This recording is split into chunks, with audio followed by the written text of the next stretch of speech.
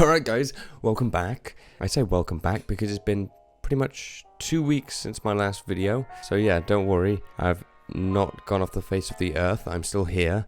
And for Halloween, I was going to post Sinister, the movie, or rather, my reaction to the movie. But YouTube was like, no thank you. I had loads of problems getting around the content ID. So if you want to watch that video, I've actually uploaded it somewhere else online, so you can follow the link in the description. I'll put it at the top for you. So if you want to watch me reacting to Sinister in a way that YouTube doesn't like, then yeah, just click that link and head there, and you'll be able to see my reaction as I edited it before YouTube tried to make me trim it, mute things, and just destroy my content. But yeah, today we're going to be back with another reaction. This is top 3 scariest run-ins with unknown predators. This is Mr. Ballen. We're back with a man with a beautiful mustache. So yeah, this was a request in my comments, so thank you to whoever suggested I watch this video. I'm going to watch and react to it for you now. It's 19 minutes and 39 seconds. I know people really hate it when I pause videos, so I'm just going to let it play. I'm going to keep my hands off the space bar. And if you enjoy, don't forget to leave a like. If you're new around here and you want to subscribe after watching this video, then please do. And if you have any suggestions of what videos I should watch or what channels I should react to in general, just let me know in the comments. It's always great to meet you guys as well in the virtual world that we live in right now. But yes, I'm going to hit play, and then that's it until the end of the video. Let's go. Every year, hundreds of people go missing under baffling conditions in the woods of North America. One former police detective, I'm sure it's more than just North America. Thousands of these strange disappearances, and he documents what he finds in his incredible book series called Missing 411. Today, we're going to look at 3 cases finds Politis has baffling conditions in the woods. Every year, hundreds of people go. Every year, hundreds of people go missing under baffling conditions in the woods of North America. One former police detective named David Politis has investigated thousands of these strange disappearances, and he documents what he finds in his incredible book series called Missing 411. Today, we're going to look at 3 cases from the Missing 411 that might shed a light on what's behind all these strange disappearances. Let's go. Before we get into today's stories, if you're a fan of the strange, dark, and mysterious delivered in story format, hell yeah, you've come to the right channel, because that's all we do, and we upload 3, 4, even 5 times every week. Jeez. So if that's of interest to you, please go to the like button's house on a really hot day and ask them to get you a cold drink. While they're away, hide a large raw salmon in their While they're away, hide a large raw salmon. I can feel it. I like that. I can feel it coming on. I like While that. they're away, hide a large raw salmon in the AC vent. Also, please subscribe to our channel and turn on all notifications so you don't miss any of our weekly uploads. Sure thing, Mr. Ballen. Let's get into today's stories. I'll buy a raw salmon and put it in someone's AC air conditioning unit. Oh, here we go. Number 3. The Bennington West Triangle. Township is a rural area on the east side of Glastonbury Mountain in the American state of Vermont. You guys steal our name for Glastonbury? That places West Township in the so-called Bennington Triangle, which is apparently one of the most haunted places in America. The Triangle is a loosely defined area that encompasses the ghost town Glastonbury, which used to be a small logging community centered on the eponymous mountain in southwestern Vermont. The town was abandoned at the end of the 19th century after the logging boom died down, so as a result, the greater Glastonbury area that West Township is certainly a part of is now untouched, pristine wilderness that even by Vermont standards is incredibly rugged and remote. The Triangle has earned its spooky reputation due in large part to the alarming number of unexplained disappearances that have occurred there over the last 100 years. Furthermore, over those 100 years, there have been dozens of sightings of the so-called Bennington Monster, which is apparently an 8-foot-tall creature that roams the mountains of Glastonbury. It's Hagrid. And some people think that creature is behind many, if not all, of these strange disappearances. Fucking love Hagrid. On November 23rd, 1943, 37-year-old Carl Herrick and his cousin Henry decided to go to West Township to do some deer hunting. At some point during their hunt, the pair got separated, and Henry spent some time yelling for Carl and looking around for him, but he couldn't find him, and so he assumed he must have gone back to their camp. But when Henry got back to camp, it was empty. And Henry waited around for a Yo. little while for Carl, but he had this Where are sinking you? feeling that something was wrong, and so relatively quickly, he left to get police. Police show up, they launch this search. For 3 days, they combed the entire area, and there was just not a sign of Carl anywhere. On the third day, Henry discovered Carl's body. He was lying motionless, face down in a clearing in the woods. Initially, Henry thought maybe he was still alive, so he ran over to him and rolled him over, and very quickly realized that no, Carl was deceased. However, there weren't any obvious injuries to Carl's body. He had some minor scratching on his arms and on his hands, but that was about it. Henry looked around the area and he found Carl's rifle that was loaded, leaning up against a tree 70 feet away from where Carl was. Next to the 70 rifle on feet? the ground was an expended shell casing. And he Also, saw that? around Just Carl's leaned up body against were the tree? apparently huge bear tracks. The official cause of death was baffling. Carl apparently was squeezed to death to the point where his rib broke and punctured his lung. A So bear the hug. theory became Holy shit. Carl must have been out here by himself. He encountered a black bear. He fired one shot at the black bear. Thinking it was down, he walked over to check, and the bear attacked him and squeezed him and killed him. The end.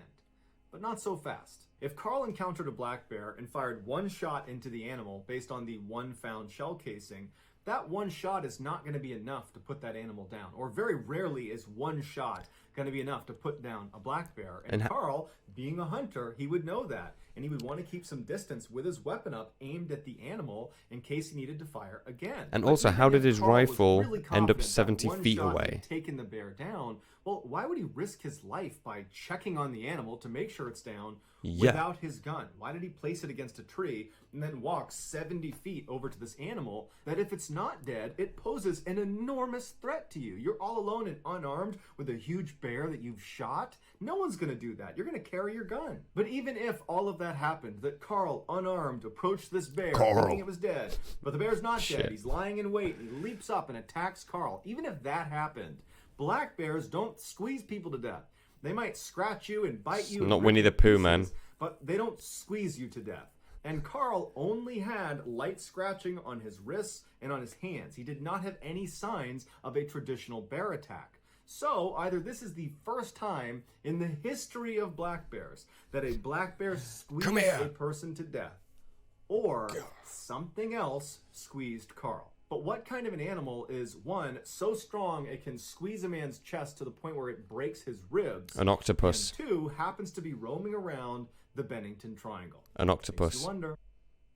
It's not an octopus.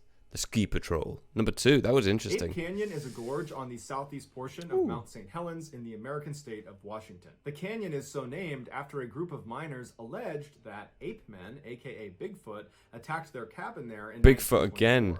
And if you want to learn more What are you about doing? that specific event, I covered it on my YouTube channel in an earlier video. It's right here. It's called Scariest Bigfoot Attacks. And I'll also include Look at a Mr. link. Ballen's collar. And while some people That's believe really there are infuriating me. literally ape men running around this gorge on Mount St. Helens, put it back, there's mate. never been a confirmed sighting. However, there was an event in 1950 that forced the general public to come to terms with the idea that there could be ape men running around Ape Canyon, or at least a large predator somewhere out there. In 1950, 32-year-old Jim Carter was a member of the National Ski Patrol at a ski area called the Milwaukee Bowl, which is in the state of Washington. Like everybody else on the ski patrol, Jim was a highly skilled skier and mountaineer. In May of that year, Jim was a part of a 20-person climbing party from Seattle, Washington.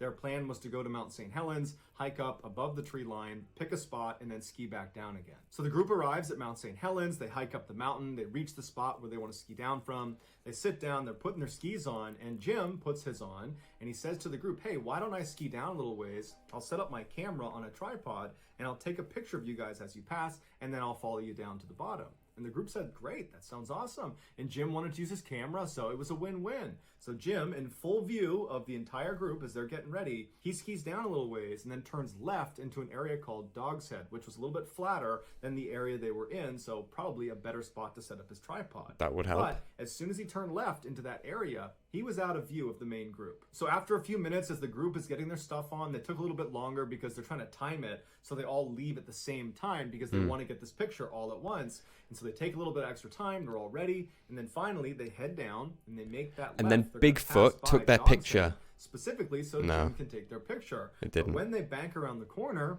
Jim's not there. And so they're looking around and they're saying to each other, did he tell us he was going somewhere else? Because it seemed an awful lot like he was going to Dog's Head, but obviously he's not here.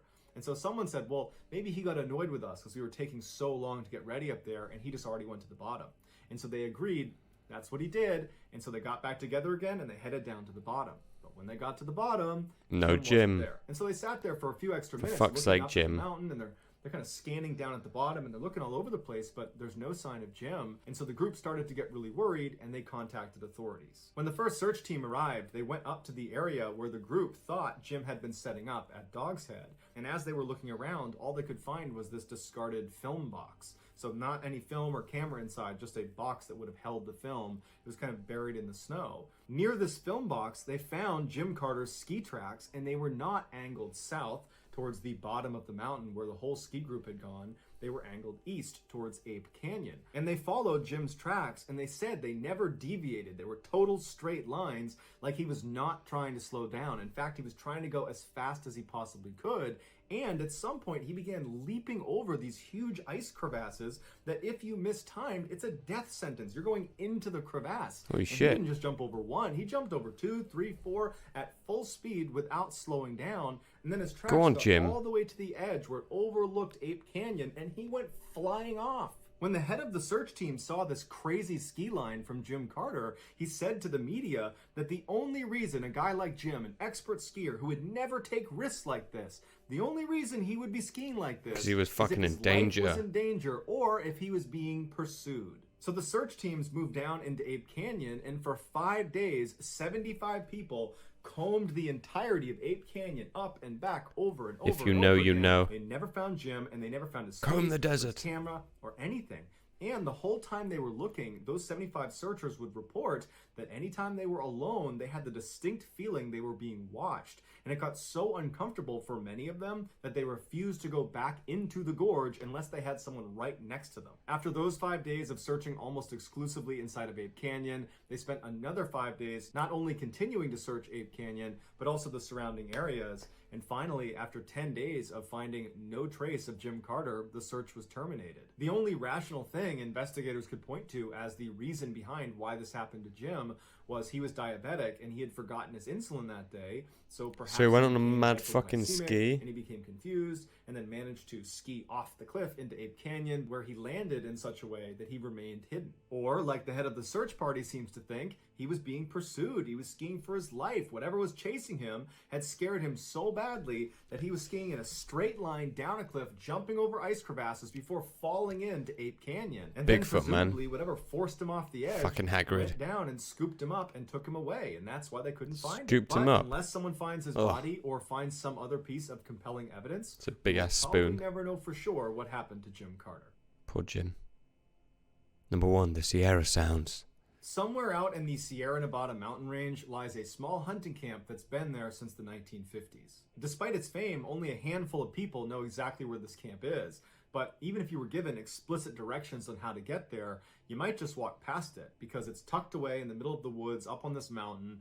It's just a small fire pit, a couple of logs around it, another log set up for cutting wood, and there's some paths that have been beaten down over the years from its occupants, but it's pretty much unremarkable. According to camp members, the fastest way to get to the site is by horseback, and it's approximately 8 miles, and it's through very rugged terrain on this mountain, and it That's includes crazy. a 4,000-foot elevation gain. However, this 8-mile trail is not marked, and every year it changes slightly because trees will fall along the way, changing the topography. Ron Moorhead, who's one of the 4 original camp members, laments the fact that anybody knows anything about this campsite. He wishes they could have kept it a secret, but he knew that wasn't an option after what they discovered there in late 1971. In early 1971, Ron Survivor was a young story. man, and he was invited out for the first time to the Sierra camp by the 3 founding members. When Ron got there, he fell in love. It was this beautiful, natural, pristine wilderness that overlooked this amazing valley, and they're surrounded by these huge white fir trees. There's a freshwater stream that trickled by, and in terms of hunting, the deer were plentiful.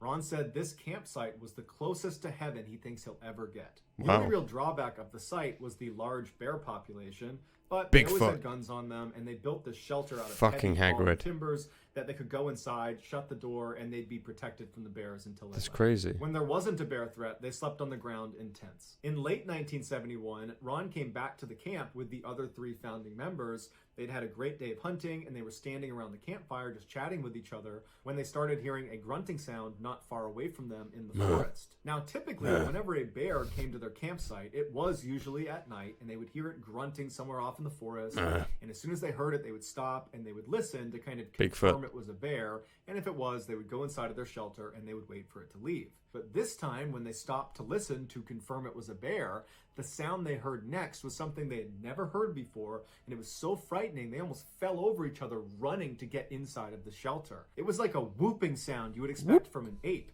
except instead of a series of whoops like you would expect from an ape, it was one loud whoop, and then silence, and then another creature somewhere else made a responding whoop that sounded different than the first. There was at least 2 creatures that were basically speaking to each other out in the forest, out of view. Ron would say, as these creatures were howling and whooping at each other out in the forest, the men were huddled around inside of the shelter looking at each other like, what is that? Has anybody heard that sound before? And nobody knew what it was. And after a little while, they heard these creatures running towards the camp. They were pretty well off, but they heard these heavy footsteps approaching. And so Ron and the others, they put themselves up against these slats inside of the shelter where they could look out in the direction where these creatures were. And they're staring out just past the light of their campfire into the dark forest. And they hear these things running, and they stop. They don't come into the clearing. It's like they're just outside of where they could see. And then their tone completely changes. These creatures, which are now one on one side of the camp and one on the other, begin speaking to each other in a language that almost sounds human, but it was nonsensical. It sounded like an imitation of a human language, but not human. And so Ron and the others are terrified, and they're just staring through the slats, waiting to see this creature that's going to emerge at some point, but it never does. Instead, is that Hagrid? The creatures continue to stay outside of the light, and they move around behind their shelter out of view. And so Ron and the others move to the very middle of their shelter to get as far away from the walls as they can, because there are breaks in the walls, and they're worried one of these things is going to reach through and grab them. But finally, after hours of these creatures running around the perimeter of their camp, communicating in this totally otherworldly language, they started whooping again and ran off. And for the rest of the night, Ron and the other 3 stayed right in that shelter. The next day, when the sun came up, the men were out of that camp as fast as they could. These are hard, rugged men, and they were very shaken up by this experience. And they tried to talk about it, but there was just no way to describe what they were hearing and experiencing. And so they just decided they just wanted to get out of there as fast as possible, and they'll deal with this later. But as soon as they got out of the woods and back to their homes, they didn't talk about it anymore, except Ron became obsessed with whatever it was that was making that sound. He so desperately wanted to find out what it was. And so he convinced the other 3 members to come with him and go back to the campsite, except this time Ron was going to bring an audio recorder, and he was going to try to capture some audio of these creatures. And so the 4 men went back to the campsite. They didn't even hunt that day. They stayed right near the campsite. They made this big fire, and they're all just kind of nervously sitting there waiting, kind of hoping it happens and also hoping it doesn't happen. And at some point in the evening, Ron said he heard footsteps way out in the middle of the forest, and they sounded like they were running towards the camp. The 4 men sprint inside the shelter, lock it behind them, and Ron turns on the audio recorder. Now, before you listen to this famous recording, here are its We get to listen to it. After being recorded, Ron sent it to Dr. R. Lynn Curlin, who is a professor of electrical engineering at the University of Wyoming, and he and his team analyzed it, and they concluded that 1, it was unaltered, so it's not been edited, it's not been doctored in any way, it's an authentic audio recording. And 2, whatever was making the sounds could not have been a man, because their vocal range was dramatically higher and lower than that of a human's. The doctor said, based on average pitch and tract length, the creature that was making the sound most likely was between 7'3" and 8 feet tall. In addition to the Dr. Curlin examination, a cryptolinguist expert named Scott Nelson also pointed out that it would have been nearly impossible in 1971 for Ron or any of the other hunters to dub the sound of their voices, which are on the recording, over the sounds that these creatures were making, because a couple times in the recording you hear both sets of voices happening at once, That's something you couldn't have done in 1971. Despite numerous attempts to debunk this recording, it still stands as a legitimate, unedited recording. Let's Although listen. what they were recording is still a mystery. Let's go. Have a listen.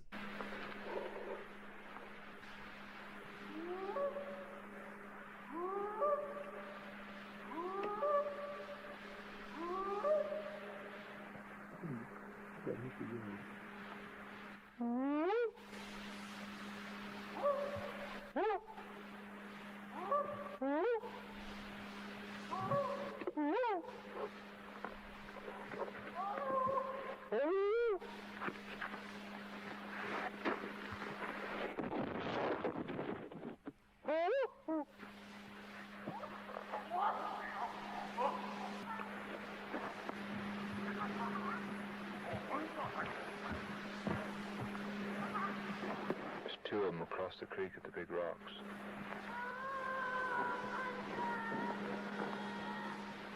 The fuck is that? It's a hard act to follow. He sounds like he talks to us and they talk to each other. Yeah.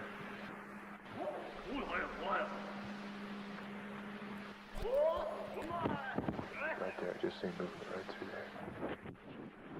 Shortly after this recording was made, Ron stopped hunting at this camp. However, over the years, he has gone back several times because he's obsessed with trying to find out what's out in the forest. Hey, But he E.T. says to this day, he still has no idea. So that's going to do it, guys. If you found the secret in today's video, let us know in the comments what it is and where you found it.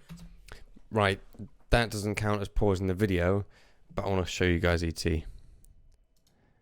There he is. Right there. You see that? Fucking Hagrid. No, I'm joking. That was great though. Really enjoyed that. I hope you also enjoyed me not pausing it. That would be good. That was great. The fucking rapid ski man. Forget his name already. And yeah, that was good. I missed Mr. Ballen's mustache. You might have seen me playing with my own. But yeah, I'm happy to be back. I hope you guys are happy I'm back as well. But yeah, I hope you guys enjoyed. If you did, don't forget to leave a like. And if you're new around here, as you already know, I'm going to say you've got to hit subscribe. It's the rules. You're still watching my mouth move and looking at my face. So yeah, you clearly want to watch more. So head over to my channel, check out some other Mr. Ballen reactions. I do pause it, so if you don't like that, okay. I don't know what to say, man. But yeah, let me know if you have any suggestions for videos I should watch in the future. I have a couple left of suggestions that you guys have already made. And don't forget to say hi in the comments. It's always nice to meet new faces and have a little chat in the comments. But yeah, that's it from me. As always, I hope you enjoyed. And I'll see you all in the next video.